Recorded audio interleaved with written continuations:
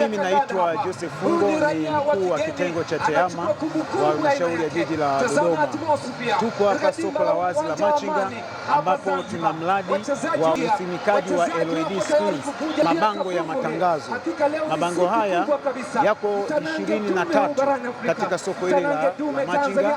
Yatakuwa haya ambayo yanatembea, lakini kutakuwa na mabango ambayo ni static. Haya ambayo yanatembea LED screens ziko 23. Tayari zimeshafungwa 15, bado zimebakia kama 8 hivi kukamilisha. Na mradi huu tuliweka maksudi kwa ajili ya kukidhi ama kutibu changamoto ambayo walikuwa wanaipata wafanyabiashara wadogo, kwa sababu walikuwa wanalalamika nyakati za mvua ilikuwa inaingia na wakati wa jua pia jua linawafikia wanapokuwa wanaendelea na biashara zao.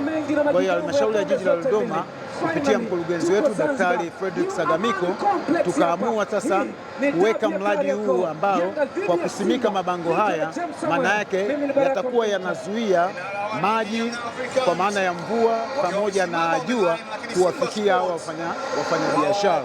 Lakini pia mabango haya sisi kwa sababu ni ya matangazo tunaenda kuyatumia kama chanzo cha mapato, kuongezea kipato chetu katika halmashauri ya jiji la Dodoma. Kwa hiyo atatusaidia kwenye eneo hilo, na leo hii kama ambavyo Mheshimiwa Rais alikuwa ameshacha kusema huko nyuma ya kwamba tuangalie namna ambavyo tunaweza tukawapa tabasamu wananchi wetu.